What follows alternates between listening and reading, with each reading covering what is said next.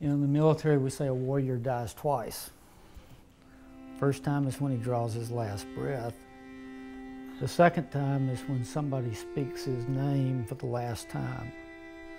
You know how when you do something that touches you, you know it.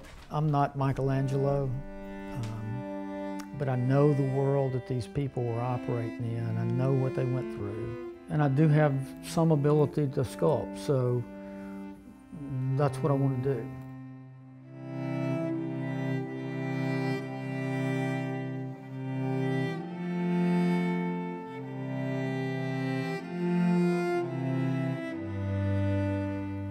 So I already told you I grew up a rock's throw from here on the other side of the field.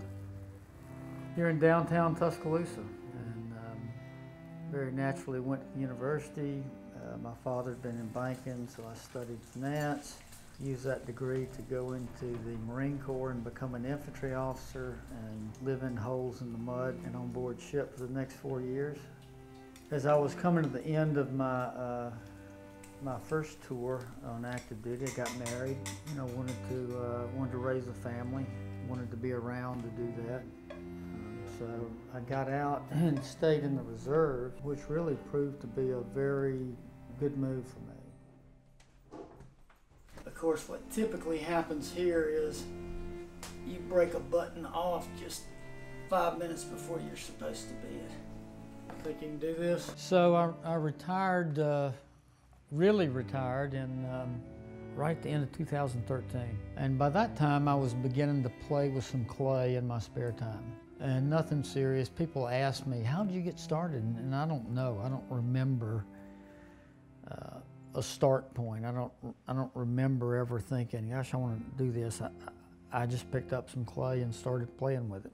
You know, kind of progressed from kids' Play-Doh figures to things that started looking remotely like human beings. And you know, I knew very early on though that what I liked doing was portraiture of people's faces.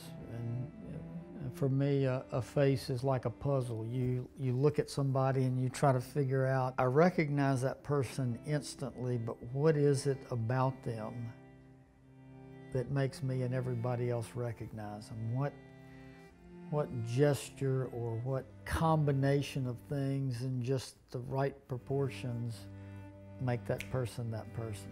From a sculpture standpoint, it's a huge challenge. You're dealing with a few photographs that they can pull together, usually taken at different ages, different lights, different angles, different gestures.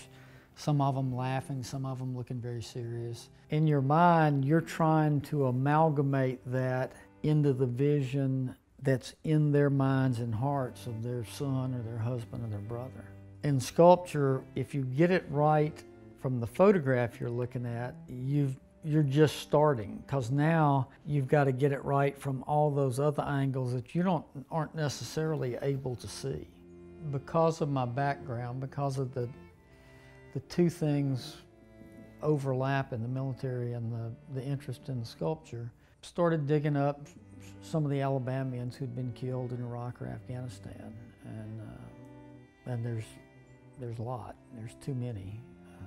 I just began immersing myself more and more into that, and decided that I would contact one of the families and see if they were open to me trying to do a sculpture of their son. And in this case, it was Johnny Spann up in North Alabama. And his son, Mike, had been a Marine captain and then was first American killed after we cranked up in Afghanistan. He was working for the CIA at the time. So Johnny Spann listened to me on the phone, and I mean, you know, that's kind of a strange call to get 10 or 12 years after your loved one has been killed over there, but he listened patiently, said he had come down. He eventually did. We met and got started, and ultimately, after several meetings of coming down, got the likeness like we wanted it, and cast it. I'm very happy with it and proud and glad that the people who helped, and that the Spann family got behind it. And working with the parents, it's very difficult for them, more difficult than I can imagine. You know, in general, most of these young people were killed in 04, 05, 06, 07. So when you go to talk to somebody about that, you know, they've put the worst of the pain away they've dealt with it. And now you ask them, I want you to sit down with me and let's recreate a likeness of your son. That's emotionally tough stuff. I think what motivates them to incur that pain is very simply, you know, wanting their son or husband remembered. And I think it takes a lot of emotional bravery and courage to do it.